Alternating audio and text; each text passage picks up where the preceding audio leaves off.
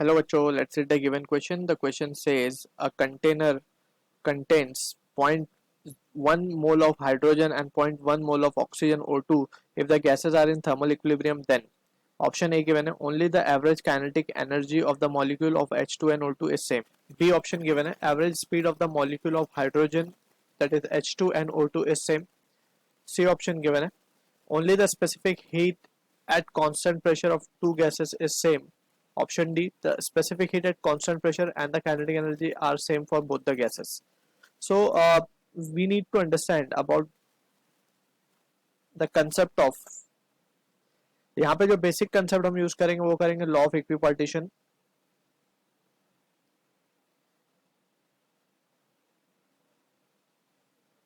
Law of equipartition of energy. So इसका जो general expression होता है that we need to keep in mind for one molecule we are writing, it is what n by, या फिर इसको हम लिखेंगे f by 2 kt, where f is the degree of freedom. So accordingly we can have the value of it. So यहाँ पे अगर हम बात करें तो जैसे फॉर एग्जांपल हम बात करते हैं मोनोएटॉमिक गैस की. मोनोएटॉमिक गैस में जो एनर्जी का एक्सप्रेशन है that can be written as half m vx का स्क्वायर. काइनेटिक एनर्जी की बात कर रहे हैं हम, half m vy square plus half m vz का स्क्वायर. ठीक है, तो यहाँ पे as per the law of equipartition of energy we can see कि for each degree of freedom, यानी कि ये इसके लिए वैल्यू होगी हाफ के टी, इसके लिए वैल्यू होगी हाफ के टी, इसके लिए वैल्यू होगी हाफ के टी, मीन्स इक्वली डिवाइडेड है एनर्जी. ठीक है, तो टोटल मिलाकर के कितना होगा 3/2 के टी. और इस एक्सप्रेशन से भी हम देख सकते हैं for a monoatomic gas degree of freedom 3 होता है तो 3/2 के टी आएगा. So this is the thing that we need to keep in mind for the law of equipartition of energy. अब यहाँ पे फर्स्ट ऑप्शन को अगर हम देखें तो उसमें बोला गया only the average kinetic energy.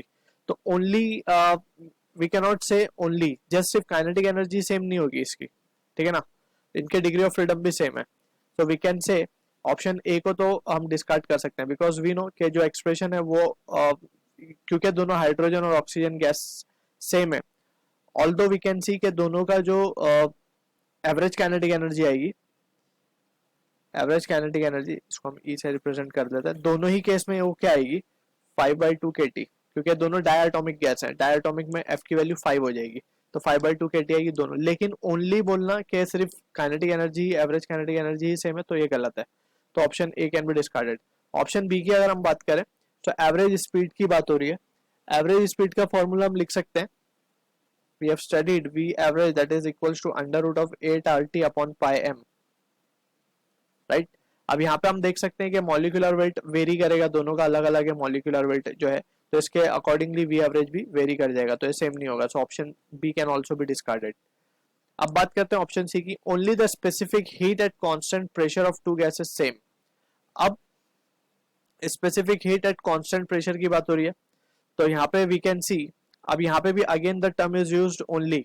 So again this option can also be discarded because we know के जो सीपी है दैट इज, अगर हम बात करें molar specific heat at constant pressure, ठीक है ना, तो इसको हम क्या लिख सकते हैं, it can be written as F plus 2/2 into are.